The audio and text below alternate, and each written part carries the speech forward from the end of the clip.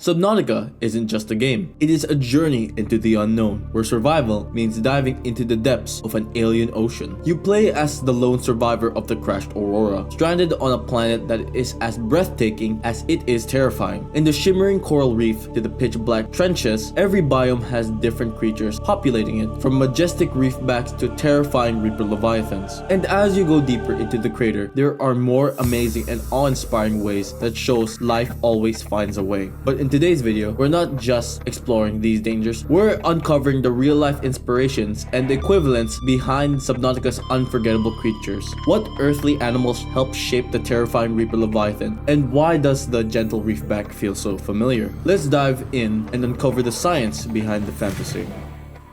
First up, the majestic reefback leviathan, a colossal, peaceful creature that carries an entire ecosystem on its back. This design closely resembles Earth's baleen whale. Instead of the barnacles covering the reefback, it is instead an entire ecosystem. The corals and plants covering the reefback resemble symbiotic relationships seen in real life, where organisms like barnacles and algae thrive on whale skin. It is a living, breathing, organic fortress. To top things off, both animals are filter feeders, but the reefback filters on plankton-like life forms on the planet instead of krill, like what the baleen whale filters on. But anyways, we need to explore more creatures on this planet. So now, it's time to dive into the safe shallows for our next specimen. The Peeper is one of the first creatures you'll encounter. With its bright colors and oversized glowing eyes, its streamlined body is reminiscent of a tropical fish like a parrotfish or walruses. While its glowing eyes resemble, hear me out, they resemble deep sea species such as the barrel-eye fish. These fish are named because of their barrel-shaped tubular eyes, which are generally directed upwards to detect the silhouettes of available prey. However, the fish are capable of directing their eyes forward as well. The Peeper has similar levels of control with their eyes. Their pair of large, rather flat eyes are both situated on the sides of the head, have similar capabilities with the barrel-eye fish. But instead of being a hunter, the Peeper is actually a prey fish. But they aren't as vulnerable as they may seem. The Peeper has a trick in its sleeve. They have two tube-like organs that extend from the top and bottom of its head. These resemble backward-facing jets and propels the Peeper forward, leaving behind water trails when it does so. And also, when being chased at night, the Peeper actually closes its eyes so predators can not easily see them. I bet most players would understand the pain of trying to catch a Peeper at night, since these guys are slippery bastards and they camouflage easily in the background, but in the morning, they're easy prey. Anyways, let's talk about a different inhabitant in the safe shallows. With a face that looks like a gas mask and the evolutionary path of World War I warfare, we meet the Gasopod. The Gasopod is known for their defensive toxic clouds when threatened. It is an interesting adaptation on the planet. This creature, in my opinion, resembles a manatee in body shape, but the Gasopod's ability of its defensive toxic cloud closely resembles the defensive behavior of sea cucumbers.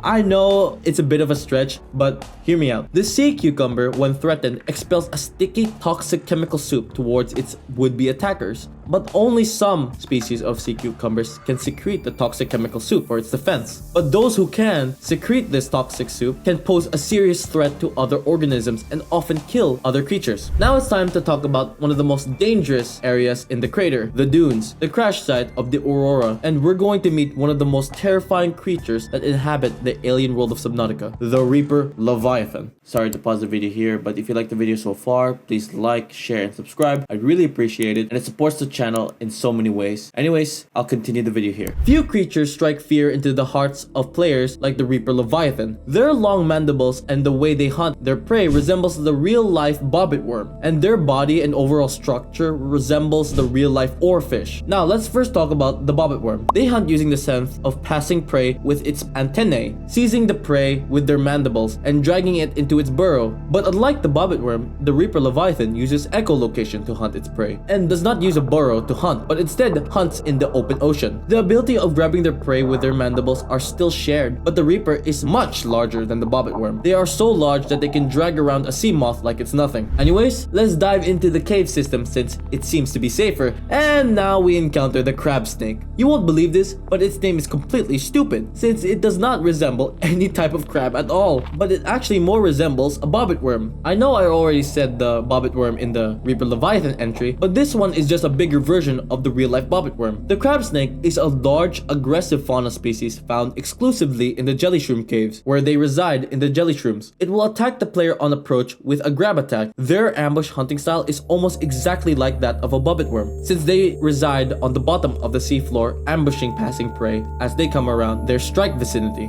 But anyways, let's talk about another creature. Deeper down in the ocean of Subnautica, we encounter something surreal and absolutely terrifying. The ghost of Subnautica, the ghost leviathan. The ghost leviathan's translucent glowing body takes cues from the Tomopterus, and their hammer-like head is also probably from the hammerhead shark. Their appearance resembles the species of worm called Tomopterus, and when you see one, you can't lie, it looks like a ghost leviathan, but they're actually so tiny, only coming up into the total length of 20 to 40 millimeters. Bioluminescence is a common feature in Earth's darkest ocean, helping predators like the ghost leviathan both hunt and intimidate its prey. Now, let's go to a beautiful place called the Grand Reef, where we encounter one of the most interesting creatures that inhabit Subnautica, the sea treader. The sea treader leviathan is a defensive leviathan class fauna. It can only be found roaming in the Grand Reef as well as on the sea treader's path. The sea treader's head resembles those of the real-life weevils, and the feelers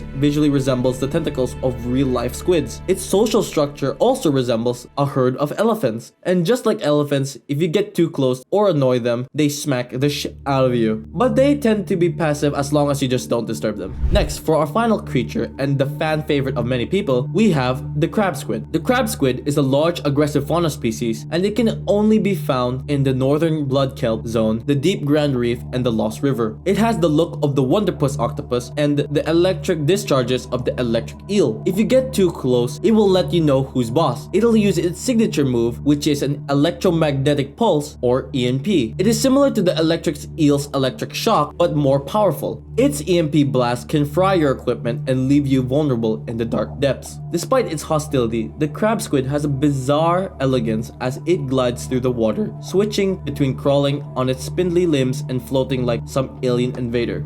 Subnautica's world is alien, but its creatures reminds us of the wonders that exist in our own ocean. By blending real-life biology with imaginative designs, the game not only immerses us in a stunning underwater adventure, but it also celebrates the incredible diversity of Earth's marine life. Thanks for joining us on the dive into the inspiration behind Subnautica's creatures. If you got a favorite creature or a theory about its origins, let us know in the comments below. Anyways, thanks for watching the video. See you in the next one. Peace.